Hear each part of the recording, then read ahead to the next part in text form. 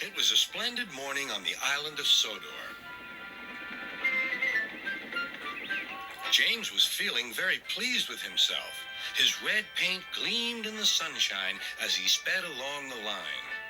He reached the junction just as Percy puffed in with some freight cars. James was surprised to see him. What are you doing here, Percy? You should be at the station by now. I know, sighed Percy. These cars have been troublesome all morning. That's no excuse, Percy. Nothing should stop us. Sir Topham Hatt relies on us to be on time. Now, if you'll excuse me, I'll be on my way. And James puffed importantly away. Bossy buffers, muttered Percy.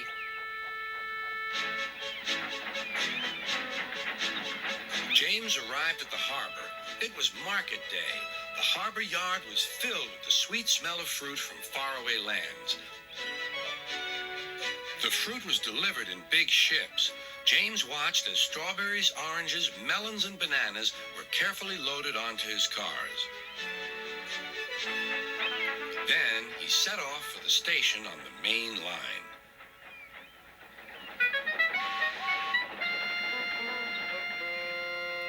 On the way, he met Thomas. Really reliable. That's me, panted James. Pity the same can't be said for Percy. Goodbye. What was all that about? Gasped Annie and Clarabelle. That was trouble. Trouble for James. Just wait and see. Percy was back in the yard and busy shunting. He had the cars in good order and was making up for lost time. But the station master had bad news. What's happened? Asked Percy's driver. James's brakes have jammed. We need Percy's help right away. Percy quickly set off to the rescue.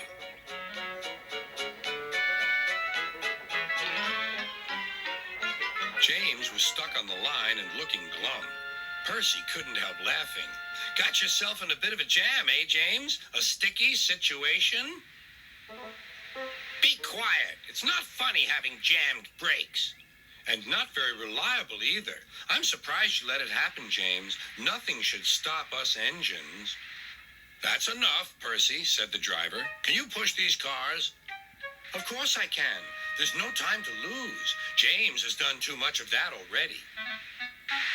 James angrily hissed steam as Percy was coupled to the cars. Off we go, said Percy.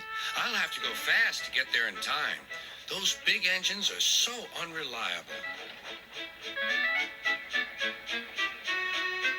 Be careful, Percy, called his driver. But Percy was in a hurry.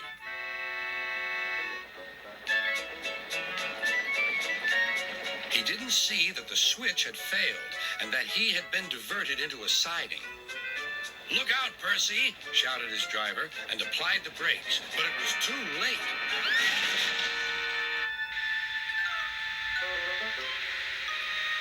The driver and fireman had jumped clear, but squashed fruit squirted all over Percy.